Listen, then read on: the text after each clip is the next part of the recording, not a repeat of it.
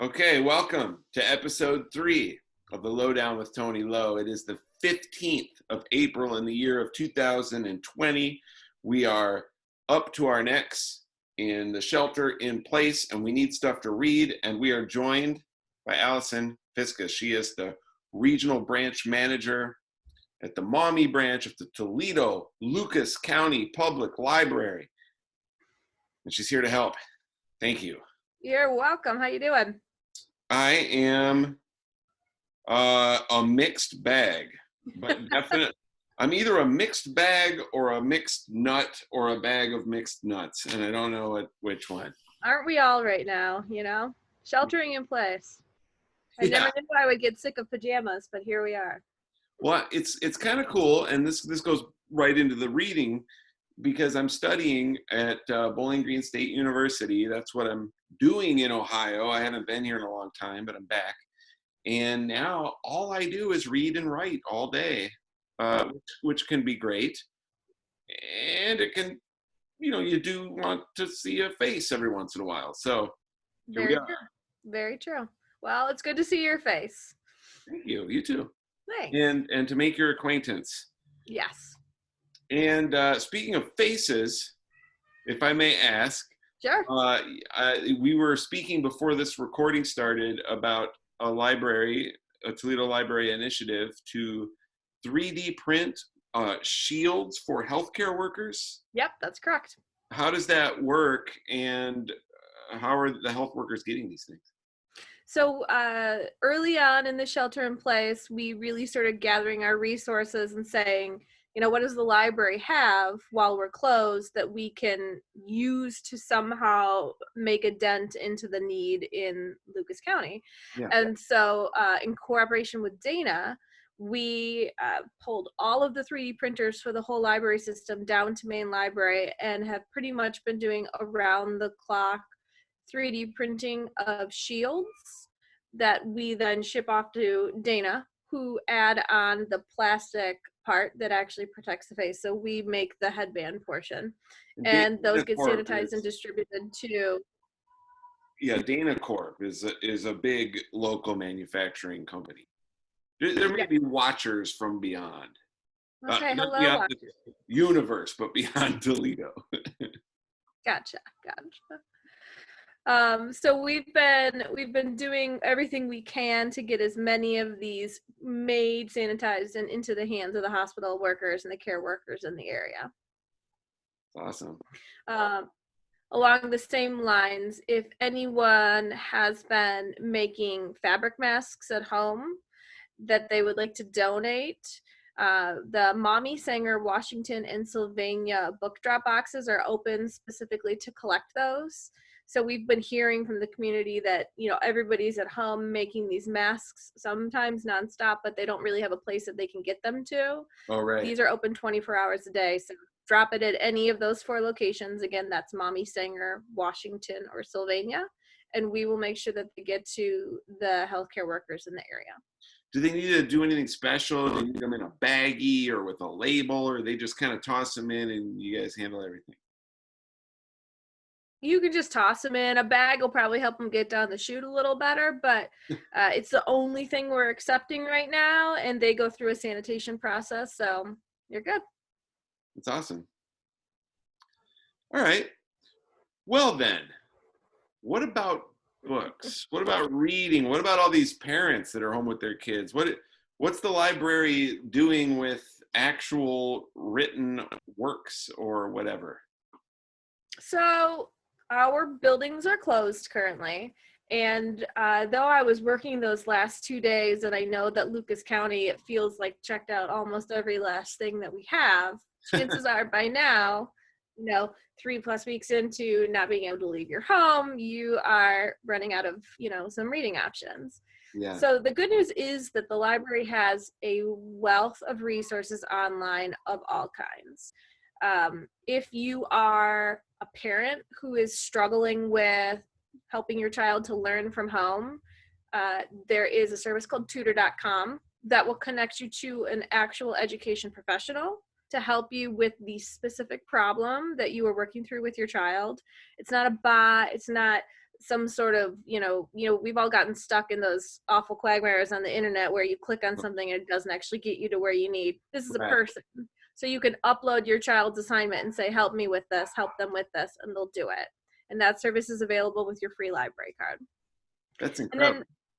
then we also have, all sorts of learning from home initiatives. So if you are an adult and you have some time on your hands and you just want to use this time to do something new, with your library card, you have free access to lynda.com, which has an insane amount of tutorials. You can learn to be a photographer. You can learn how to work Photoshop.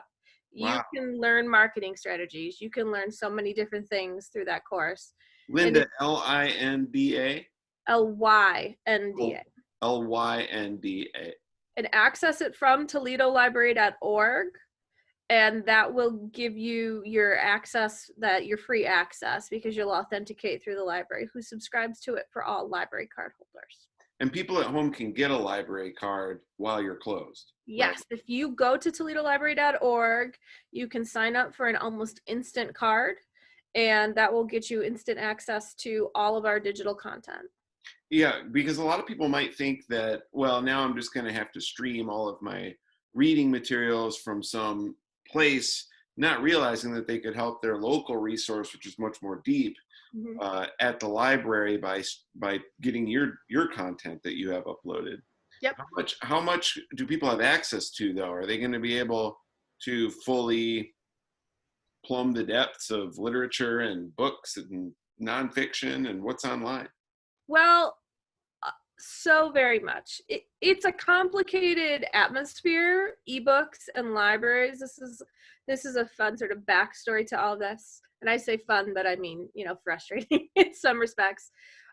Publishers are still learning how to work well with libraries. And so getting our hands on ebooks is not always the easiest thing. So we're not going to have as many copies or quite as large of a collection as we do with our traditional print books, because just sometimes we can't get them, but we have close to it. And because we're closed right now, we're funneling many of our resources towards building that collection. We pay a lot of attention to what items have holds on them, how many people have holds on them, and purchasing more licenses and doing what we can to make sure that you're not waiting for too long for any specific title. Which is also awesome. We have a service called Hoopla, which is a product of Midwest Tape, which is a local company that actually serves libraries everywhere. So really proud Toledo moment. They're based right out of Holland, Ohio. So homegrown, hometown. They started as a company that packaged things for libraries, and now they have this streaming service that is really gaining quite a bit of speed, and it's leveling up with kind of the big places, which Libby would be our other provider. And the cool thing about Hoopla is that you don't ever have to wait for anything. You get a certain amount of borrows a month, which I believe is 20, but the library recently upped it because we're closed, so it might be more now. I should probably know my facts before we start this. But not too much. So you go on there, they have a ton of stuff, new and popular titles. If you're a graphic novel enthusiast, they've got almost anything you can think of, and it's available to you instantly.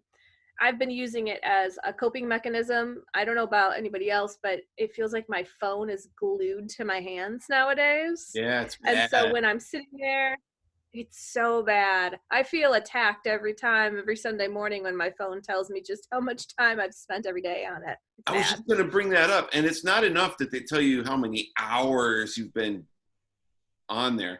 But then it says like you've increased by 25%. Now you've increased by 30%. And you just start like becoming less and less of a good person every time you look. Well, funnel some of that energy to reading on your phone with the Libby app or the Hoopla app. I have found it difficult in some respects to just in that instant jump into a novel of some kind or a nonfiction, book, a thick book that takes a little bit more mental space to get into. So I have been doing graphic novels on Hoopla, and I just finished the Paper Girls series by Brian Vaughan, which if you haven't heard of it, I think it's probably one of the best graphic novels to come out in the last 10 years. It's Is that what fantastic. you're into? You're into graphic novels? I have my visual aid right here, Paper Girls. Check this Ah. out. It's on Hoopla, and it's so easy to just fall into a graphic novel when instead of opening your news app again and looking at something else horrible that's happening. Much Yeah. better for your brain too. So I like graphic novels, but I'm very old school. Can you see Nice. this one? Nice. Yeah. Yeah. I am old school as well. There's a lot of really great classic superhero stuff on Hoopla. There's also some classic Neil Gaiman and sort of the more the slightly deeper, not that there's anything wrong with superheroes, love me some Avengers, but there is some wide variety of stuff that you can get on there. Yeah, Neil Gaiman did something about like New Gods or something like that. Or American Gods. yeah, American Gods. That's right. Yep. I don't follow it anymore, but I have nostalgic stuff.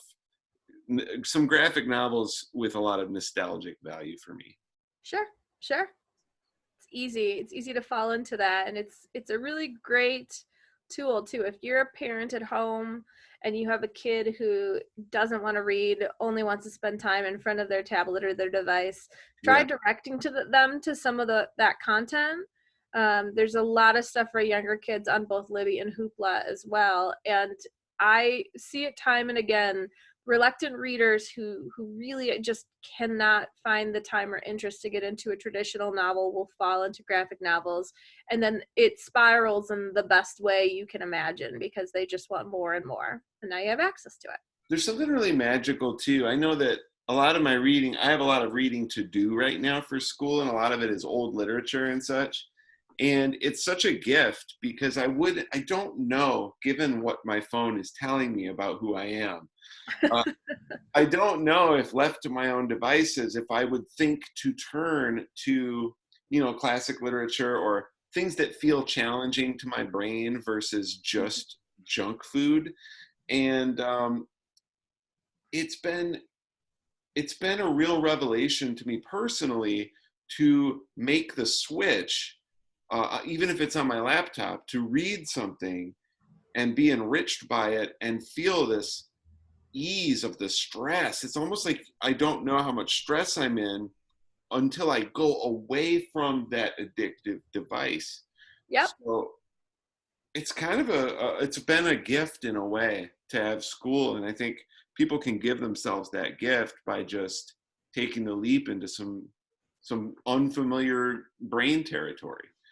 There is so much too that you have access to. Again, if you go to ToledoLibrary.org and you go to our eMedia content, Libby or Overdrive is another name for it, and Hoopla have just so much. If you prefer audiobooks, there's just as much of that. I know I'm an audiobook user. And there's so much great content that has just come out too in the last year or so. So whether you're into classics or you're looking for something new, there's gonna be that thing that's there to really, kind of get you out of the kind of toxic environment that we're all living in at the moment. Yeah, I had to read Huck Finn, and it was just trying to sit through it, and just read and read and read, and the dialects and everything, it felt like a chore, and I was missing some of the conceptual notions I wanted to explore. Sure. I was bogged down by the task. And I found Elijah Wood, of all people, Frodo, reading Huck Finn, and he did an incredible job. So I took it in as an audiobook, and it really works. I believe it. Speaking of book series that you may have passed on before, but now is your time to really dig in. If you are a Harry Potter holdout, I have good news for everyone in the world, because J.K. Rowling, as a response to this, has worked with a number of different platforms to make the first Harry Potter book available in both ebook and e-audiobook. Universally available. So there's no wait, there's no nothing. She's doing a whole bunch of like question and answers and activities on pottermore.com to support it. And I gotta tell you, there are people out there who refuse to read the book just because it's always been so popular, but I have gifted that book to so many of those people and said, just read the first chapter. Yeah. And if you don't want to read it anymore, you'll never hear about it from me again. And every single one of those people has finished that book and finished the series. So now's your time, Lucas County. I'll never forget, man. That was the first time I was in college, like 20 years ago. And I opened up that first Harry Potter book. And I still remember, what is it? The Boy Who Lived or Boy Under the Stairs. It's one of those is the name of the first chapter. I believe it's The Boy Who Lived. Yep. But I remember diving into those as they came out, and because it turned into the movie franchise and everything, I think what got lost in the conversation was how masterfully she grew the storytelling, the ways that she told the story to match her audience. Yes, 100%. I always tell parents when their kids are first diving into it, because it's one of those first books that when kids really start to read chapter books, they want to dive into. And parents always say to me, how should I let them read this? And I always say, if you're hesitant, just match it with your child with the year that Harry is in. So give them the first book during first grade, the second book during second grade, because really they get more and more mature as they go on. But it also doesn't mean that younger kids can't read it and really learn from it and understand it. Kids really are so much more understanding and resilient than people as adults than we give them credit for sometimes. Right. There's so many parents out there that are hesitant. They don't want to scare their kids or scar them in some way by introducing them to something that's too much too soon. But kids self-regulate in many ways. If they're scared of something, they're not going to read it anymore. But also they're just really intuitive, and giving them a safe way, like a great piece of literature, to learn about something that's hard could be, the best way for them to experience that for the first time. Well, and they're having like a really resonant experience of peril and fear and danger in their day-to-day lives. And we can pretend that they're living in some sort of, Green Acres existence or something.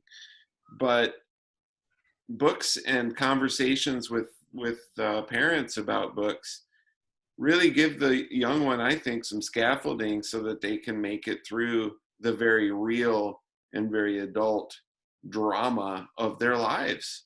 They may not be able to understand and process it all, and that's almost the beauty of it, because they have to find a way to engage with that they cannot understand. And it's just the beginning of the conversation. It's a great place to start, because none of us experience something and then are instantly fully understanding and masters of what is happening, So introducing these tough concepts and these hard real world truths, again, in a way that is safe and easily understandable to an extent for kids. But books can be the perfect way to do that.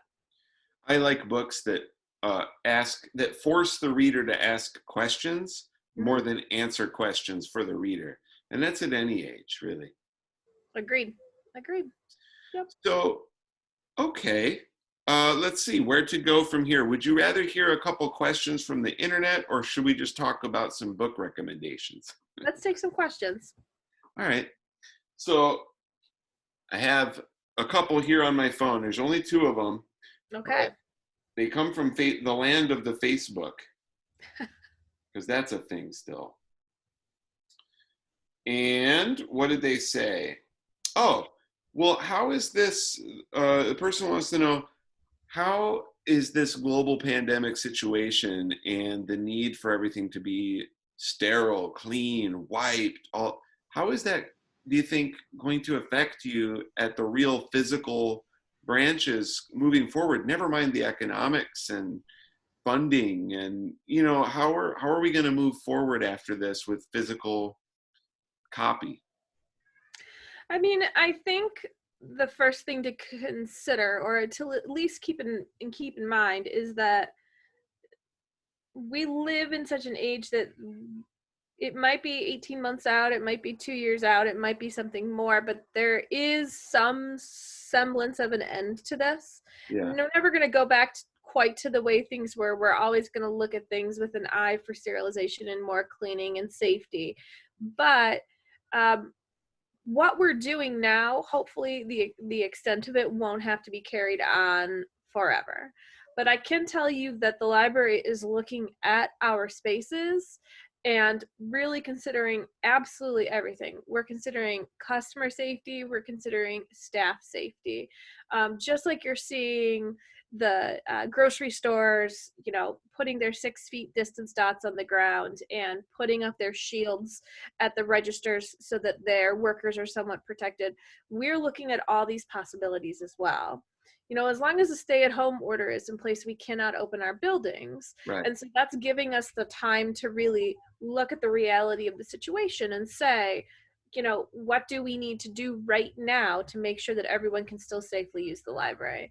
And while I don't know exactly how that's going to shape out, there are a couple of things that we have done that will be happening, which is, first and foremost, there won't be any library programming through at least the summer. Which is a shame Till because it's so rich at the public, at the Yes.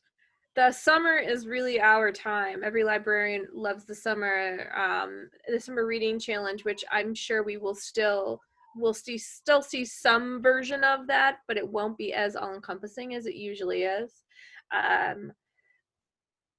So it's a shame to see that go, but again, there's no program that's worth the health and safety of the staff or the people that we see. We care about our customers oftentimes, just as much as the people who are a part of their real families. So we want to make sure that people are safe, which means for the libraries, really getting back to what our core services are. And so that's a conversation that we're having right now.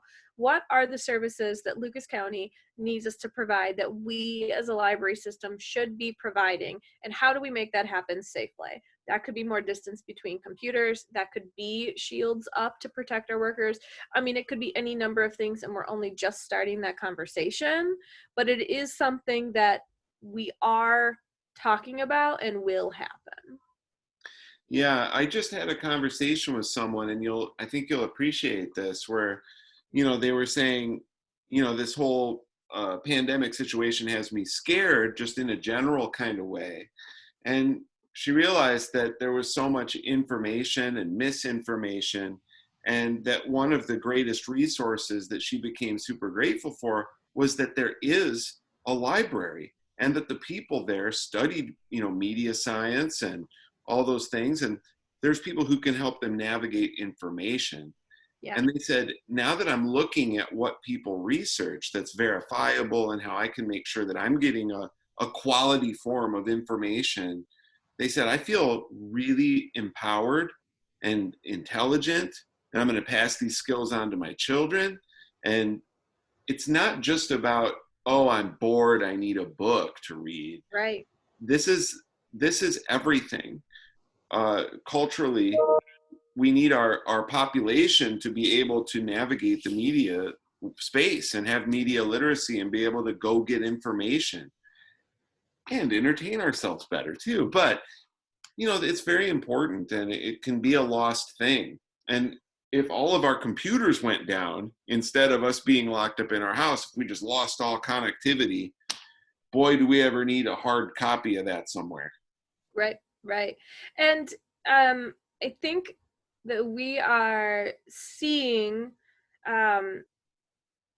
there's conversation, at least. 2000, the collapse of 2008 was not long enough ago for people to have forgotten Right. how useful libraries were in that instance.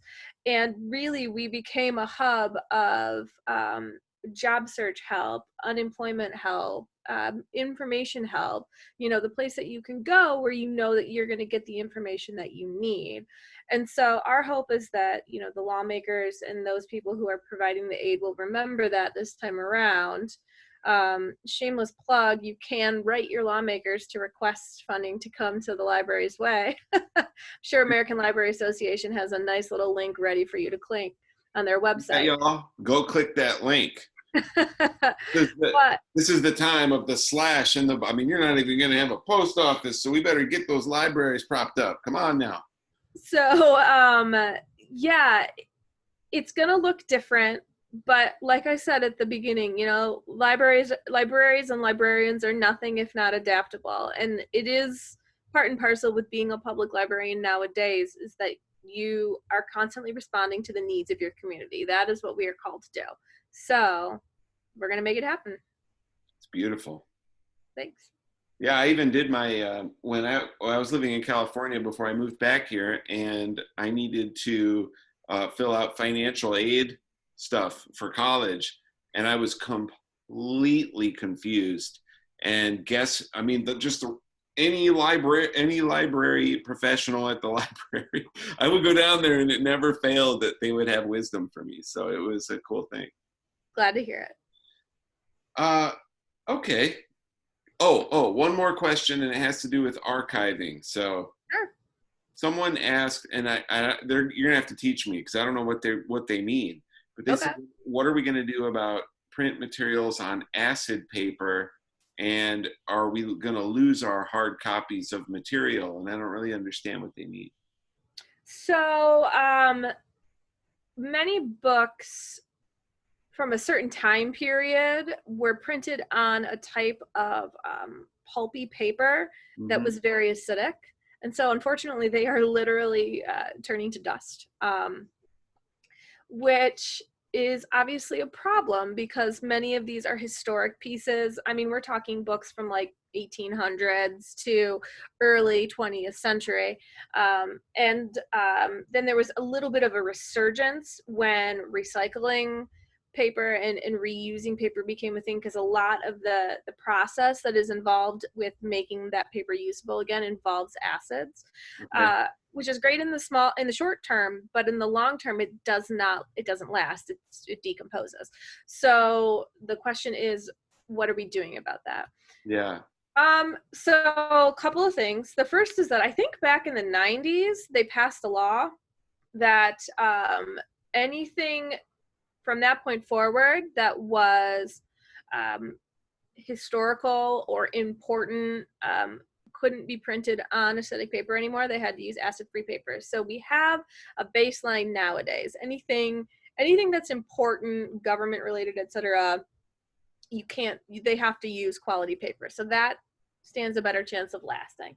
And then publishers also did an acid-free pledge, I believe. So books nowadays are much more stable. As for the older titles, there's good news and there's bad news. The bad news is that, we're doing all that we can to preserve them, but that often involves temperature controlled areas and, museum quality storage, all that specialty stuff, which, as you can imagine, is expensive and not as abundant as we would like it to be. Yeah. So some of those titles probably will be lost, but digitization is a thing. And while it's not as satisfying as holding an old book in your hands, yes, the flip side of that, the rose-colored glasses view, is that now, because all of these areas are being digitized, all these books are being not only digitized but made freely available through organizations like Google. Like Google as a company has done a ton to make Google Books digitally available. People who are just learning about things like primary sources, or who really want to see these books as they looked, do so far, far more easily than they ever could in the past. So it's not as pure. It's not an old book you're holding in your hand, but the plus side is that so many more people have the ability to view and read those titles nowadays. So yeah, it is meaningful, isn't it? To have a real experience of a book that is, a book is what it is the written words inside of it, but it is also a thing that if you're really voraciously reading it, or have a historical relationship to what it means, the physical manifestation of this thing, you have a relationship to it. Yeah. Yeah, you do. I mean, I will consume books in any form that I can, but at the end of the day, if it's my preferred method, if I'm in, the best space reading a book in the best possible way, that is a paper book in my hands.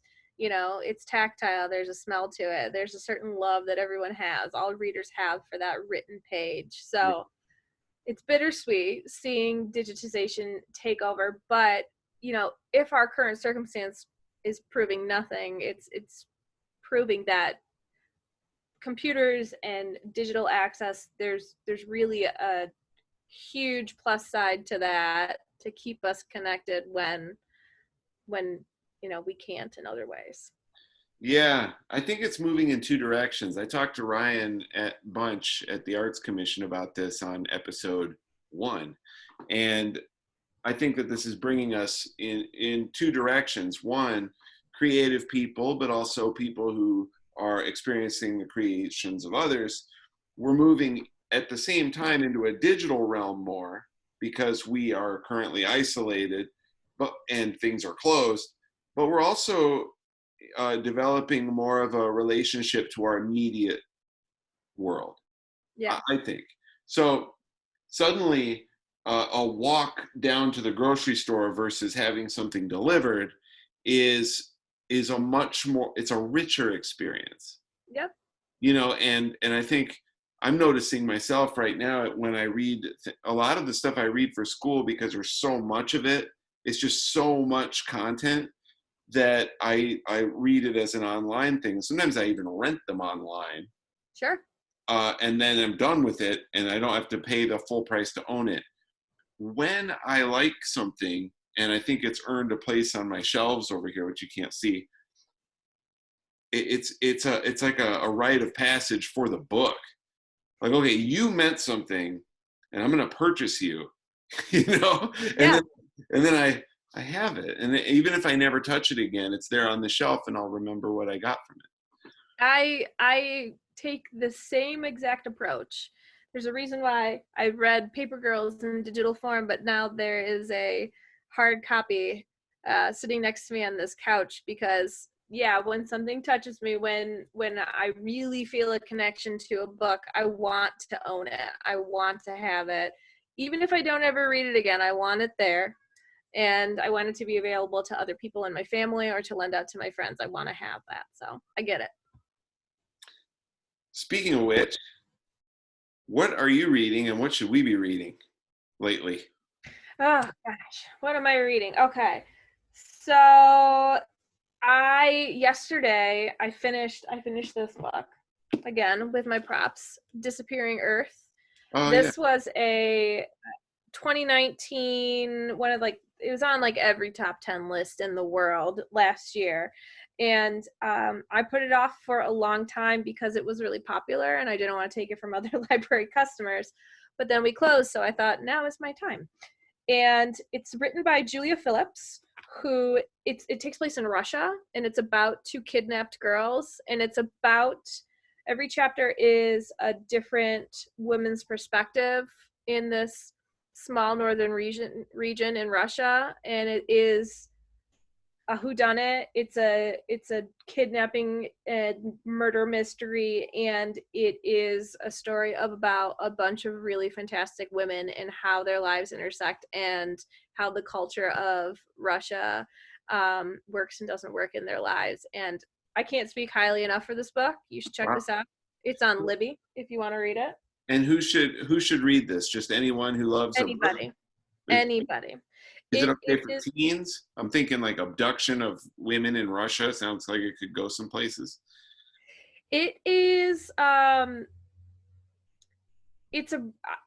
It's a book for anyone. It's a book that they're going to be teaching in schools, I think. Oh, okay. Long. It's very, very well written, and it would be doing it an injustice to call it a murder mystery, which I just did.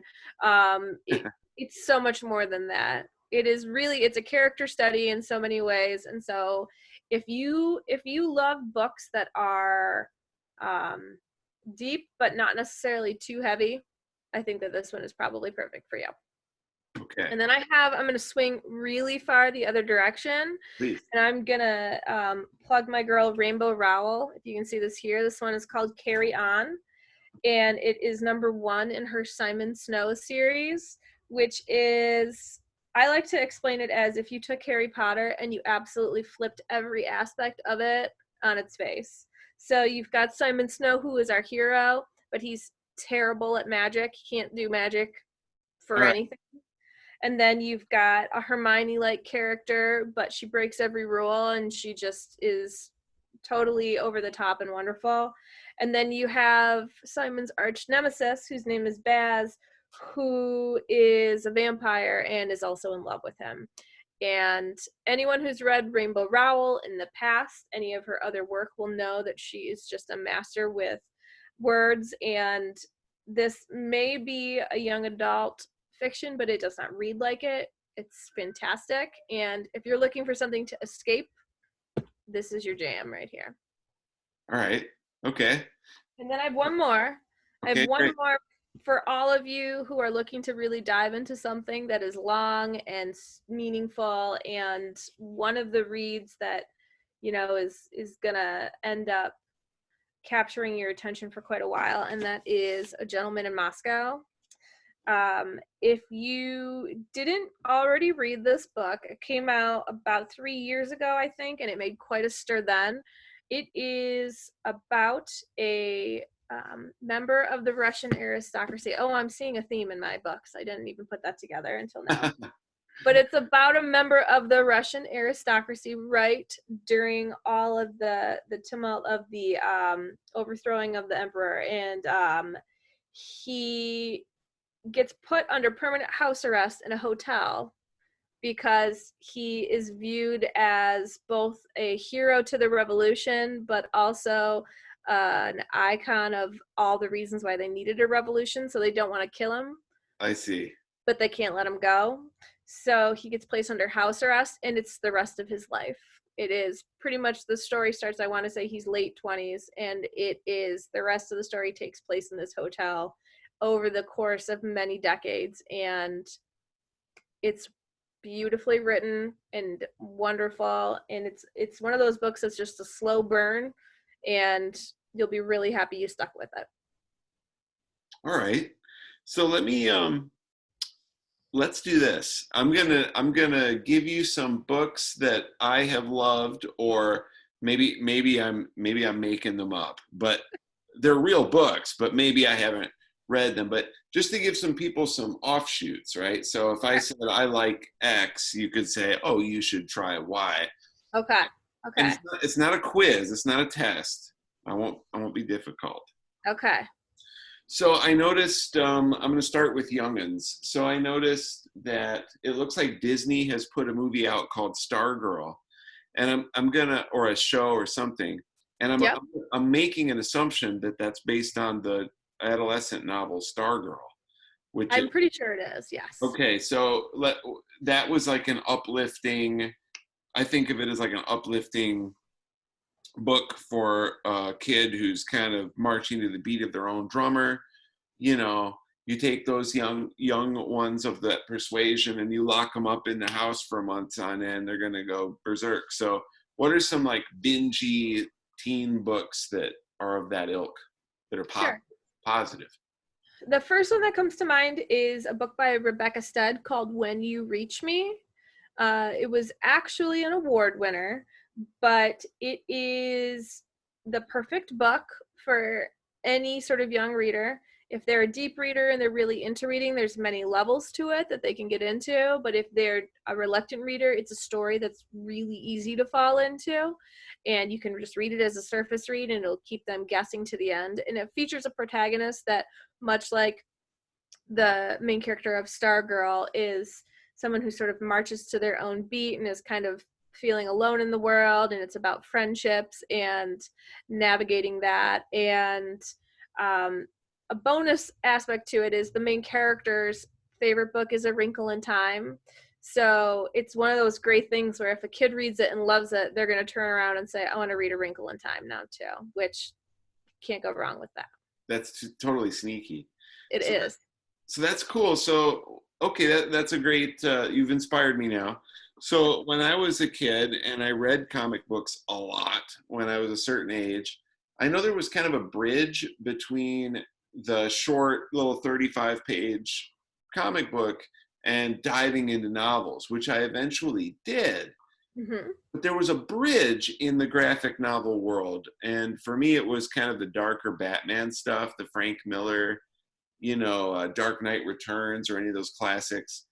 What is it now? What is it if you have, say, a young one who's really into comic books, but they're just kind of getting to that place where they're getting restless with it, you know?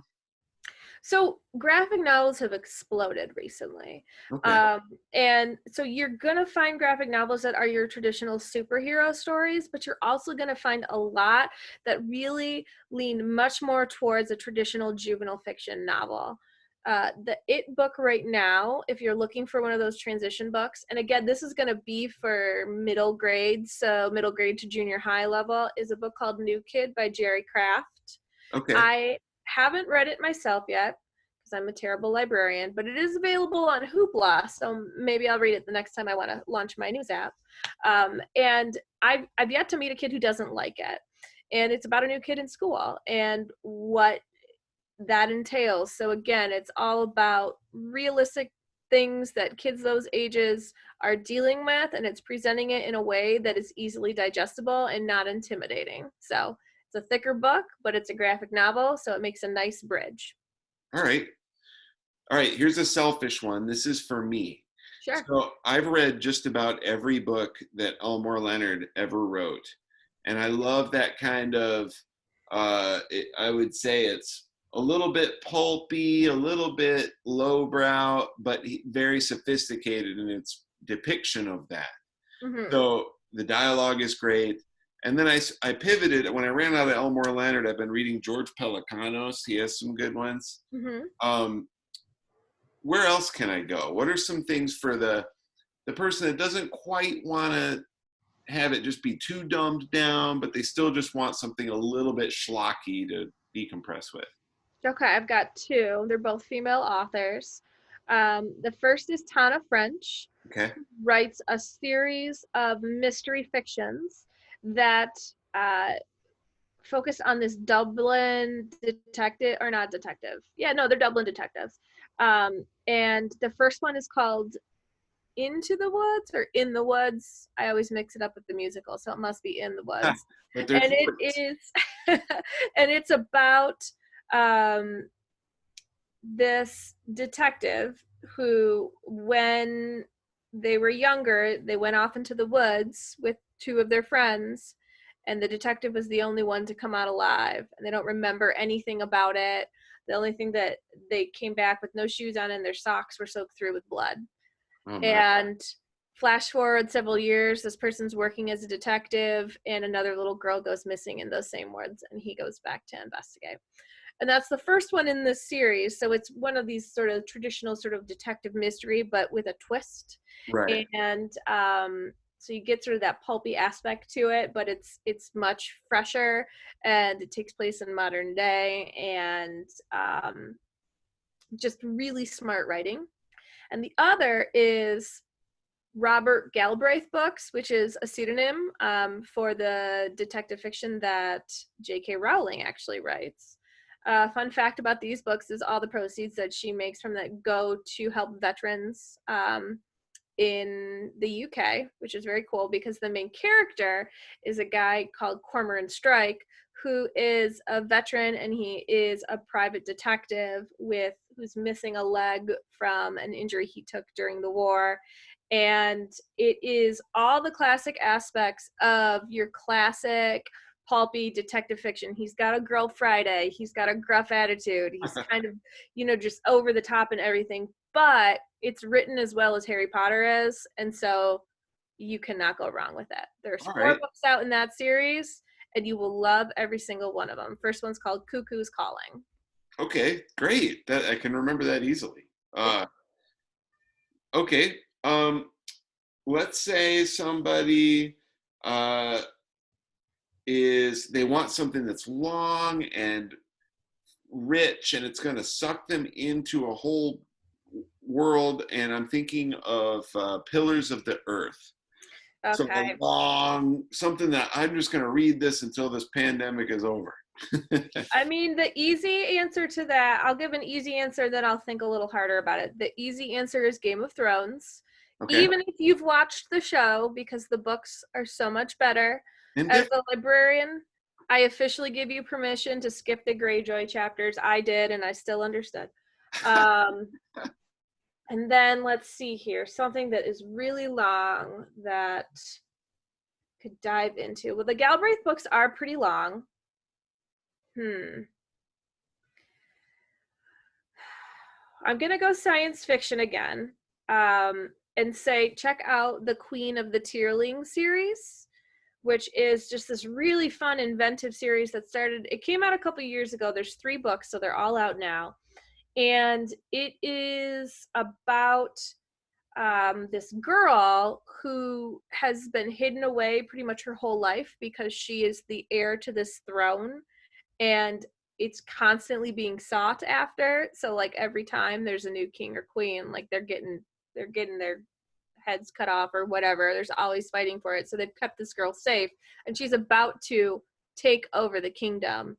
And there are, of course, dangers all around, but the biggest danger is that there is a neighboring kingdom who requires essentially a blood sacrifice of several people from her kingdom to keep this, existential threat at bay. And she comes in and she starts out her story by saying, I'm not doing this, and what are you going to do about it? So it's pretty cool.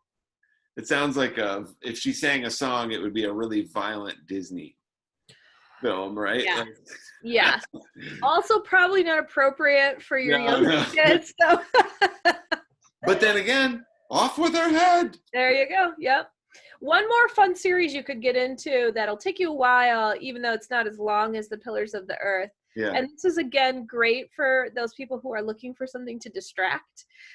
Check out Kevin Kwan's Crazy Rich Asians series. There's really? 3 books out, and they're just funny and fun, and a really interesting look into a culture that is so different from ours. You just cannot even begin to imagine. So great escapism. I always say if people grew up on Harry Potter and then loved Pillars of the Earth, I tell them to read a series called The King Killer Chronicles. Oh, for sure. No, I read that's the Patrick Rothfuss ones, right? Yes. So I read the first one. My problem with it is I can't stand the main character. I get that. No, I totally really get. Unlikable. I like the helper. It's been a while, but there's like the main guy, and then there's the barkeep person. Yep. Like, yeah, I know. It was a whole thing. Anyway. I should try them again. I should try them again. But yeah, I read through the first one, and I read through, I think, half of A Wise Man's Fears. That's the second, correct? Yeah. And I just said, I have to stop this. Okay, so in the year 2020, I'm going to name a couple things that are outside of my reading areas, but okay. Somebody comes to you, and I don't know how to describe it, but kind of the 2020 version of Danielle Steele, like the romance for my aunt, that kind of. For your aunt. Well, Danielle Steele is still alive and kicking and pumping out books like 4 times a year. Are you serious? Yep. So wow. But then there's also the good old standbys. Debbie Macumber is another one. Okay. If you're looking for something a little bit hipper and something that I'll even admit to, I own these books because they're just really good reads. Check out an author by the name of Sarah Addison Allen.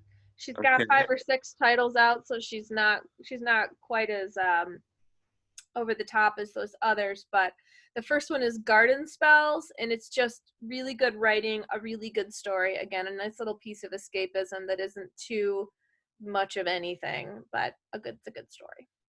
All right, I've got a tough pick for you. Okay. So this is hypothetical. I don't have any kids, but let's just say that I did. Mm-hmm. And they have very, let's say I have a boy and a girl, and they're both really into the predictable things that people expect from boys and girls. Like he wants to read G.I. Joe the book, and she Mm-hmm. wants to read only about high school girls being cool or something. Okay. How can I expose them to books to kind of broaden their taste and maybe uh, make th- make a broader worldview a little more easy for them to dive into? So, Rainbow Rowell might actually be a really good way to do that. She is really fantastic with providing um, people of all sorts of backgrounds, ethnicities, with different abilities, different sexual orientations, just anything that you can think of that is a concept that you want to try to introduce to your kid to expand their worldview, that takes a certain amount of understanding, and isn't an easy concept necessarily to grasp. She covers it, and she does it really, really well. It Yeah. might even be safe to throw some of her, she has a book called Landline, which is an adult book, towards some of your older teens too, as another way to sort of work through that. And for boys, I would say Neil Gaiman.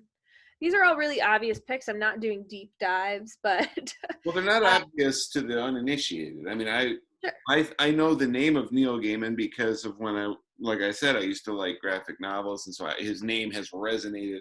It Mhm. looms large in the legend of that. But Yes. I, it's not like I would think that would be a guy to turn to now. So this is good info.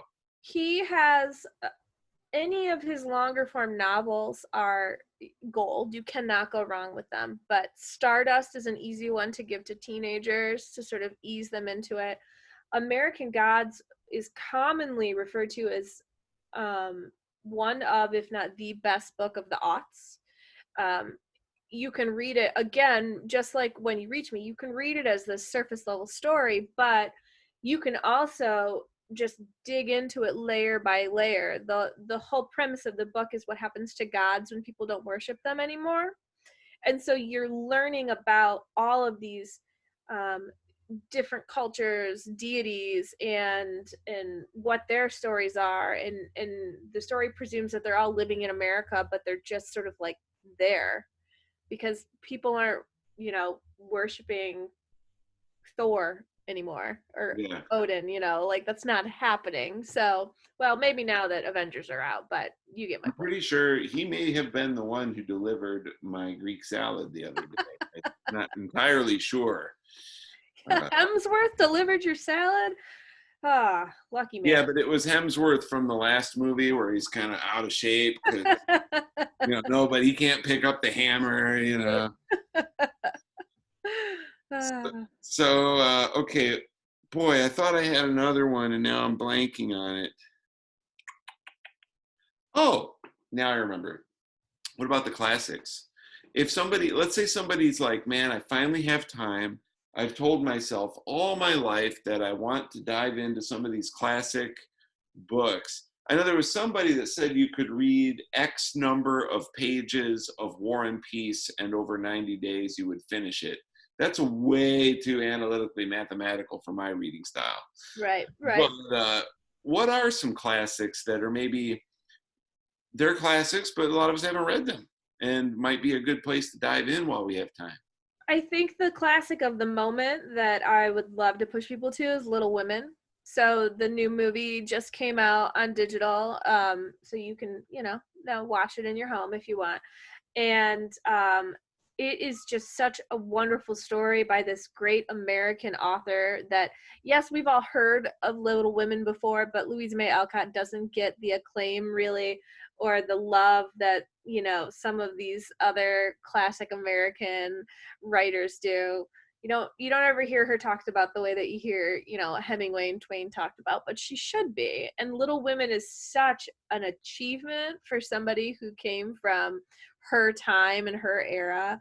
Her family were transcendentalists, in the same vein as Thoreau and such. And And so they were really positioning their kids to be this sort of true first wave of feminism in America.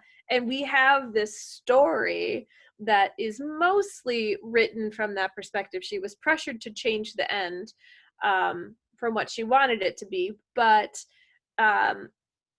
it's really an interesting talk about a first person account. The story is fictionalized, but it's based almost entirely on her life and her sisters. And it's really well written. It's really easy to read as a person in modern day. The language isn't too overbearing so that you feel like it's hard to get through. It's a really, really great option. Yeah, I think she has like a power that is as courageous as Hemingway without being obnoxiously cavalier. Mm-hmm. Yep. She didn't have the luxury of being obnoxiously cavalier as a woman in her time, So another really, this isn't really a classic, but it's classic adjacent. If you really want to dig into something that is huge and encompassing, Twain's biography is now out. So it's like I have the first volume of, I believe it's 3 volumes, and it's like I can't even hold it. It's like trying to palm a basketball. It's so huge and heavy it would just slide out of my hands. So that's a good thing to dig into if you want. I saw it on a shelf, and you could do a workout with it. You could do a workout. It's like do a workout with on steroids. You need steroids. Yep. Okay, so what can, and then we can talk about anything else if you want, or if you have questions also, but what can your community do to rally behind the library during these times? There's all these initiatives to help people of all professions, and that's obviously needed everywhere. And at the same time, the library gives so much to the community. What can the community do right now to take care of the library? I think it's at this point, it is just the same as always. If you support the library, don't be afraid to be vocal about that. It seems more and more like the idea of having a public library is something that people see as optional, but it's really so crucial to what we do. And we're so fortunate to live, Lucas County always supports the library, and we are always hearing these great positive stories and testimonials from people who say, like I'll always support you, and I love what you do, and thank you for continuing. And we hear that, and it truly, truly keeps us going. So just keep that up. Keep sharing the power of the library with your neighbor, encouraging people to sign up for their own library cards and to show their support. And yeah, write your Congress people if you want. Well, I will tell you right now that the knowing the Toledo Library exists and that it's under leadership that is more likely to hand you a megaphone than tell you to shush.